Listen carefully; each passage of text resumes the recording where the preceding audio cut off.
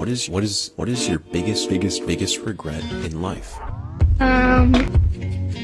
Living. Not doing better in my studies. Running away after I hit that pedestrian. Not getting enough Robux. There was a Mitsubishi Lancer that I no longer own, and an old lady that I don't know. Probably pouring Honey Nut Cheerios with not quite enough milk, just enough to make it soggy and gross. Yeah, like when you grab milk and you shake it and you're like, yeah, there's enough in here, and then you pour it on and it's not enough.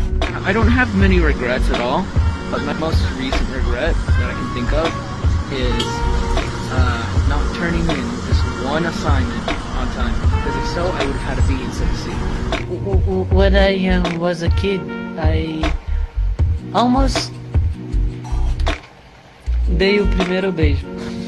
Right now, like, I have a C, but it's a 79.27. Joining the military, while I was in, I highly regretted it. But now that I'm done, the benefits are paying off.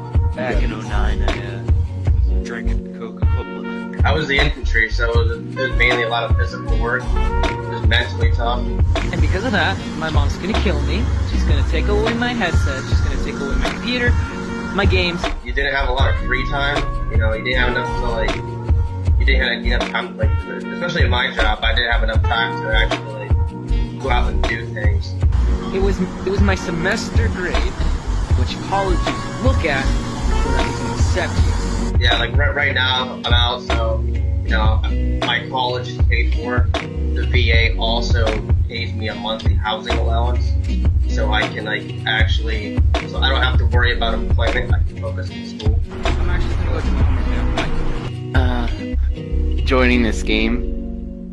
I guess my biggest regret in life is maybe not spending more time with my mom. Well, like, my mom, she was always a little weird. Like, in life, she was always a little weird. But like every year near my birthday, she would make trayfuls of gingerbread cookies and pass them out to my classmates with, like, a handwritten card to, like, thank them for being my friend, which it was like, okay. Like, she still loved me a lot. Like, if you stepped into our house, you would find our walls plastered top to bottom with every piece of shitty art school that I had ever done, you know? It would get to the point where I would just throw my creations away before getting home because I didn't want her to, like, just knack another shitty art on the wall. And the strangest thing about my mom, though, is that, like, she talked to our trees, and, like, she even named them. There was Daphne, the lemon tree, you know, Carl, the pomegranate tree, Joseph, the oak. The oak was bigger than a sapling, but it was still far from a mature tree, and sometimes I would even find her in the backyard having full-blown, one-sided conversations with the trees. And one day I told her that, you know, that was, talking to trees like that was a little bit weird.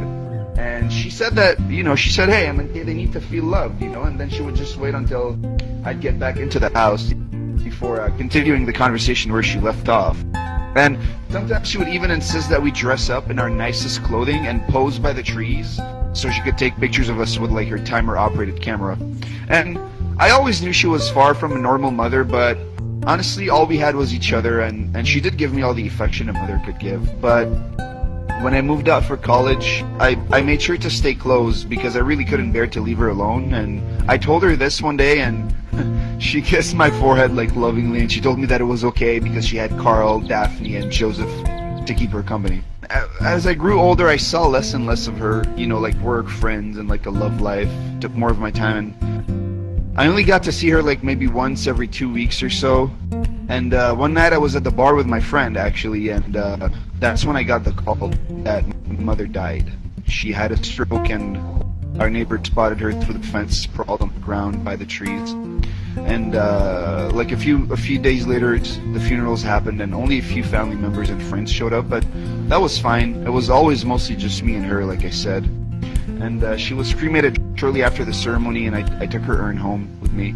And in her will, she only had one request of me, and that was that I continue to take care of and talk to the trees. And I mean, I took care of them for sure, but I really couldn't bring myself to talk to plant life, you know? And one day I finally got the courage to go, like, through her stuff in her room, and I found an envelope in her desk with a cache of papers inside. And I looked through them, and I was pretty shook at what I found. there were 3 stillborn death certificates for a baby Joseph, baby Carl, and baby Daphne. And like I had never known that I had siblings, and I'd never seen any urns before, but that day I understood where she had buried their remains, and I understood why she spoke to the trees. And yeah, ever since I take her last wish very seriously, and I talk to the trees. And recently I actually even planted a new one for my mother.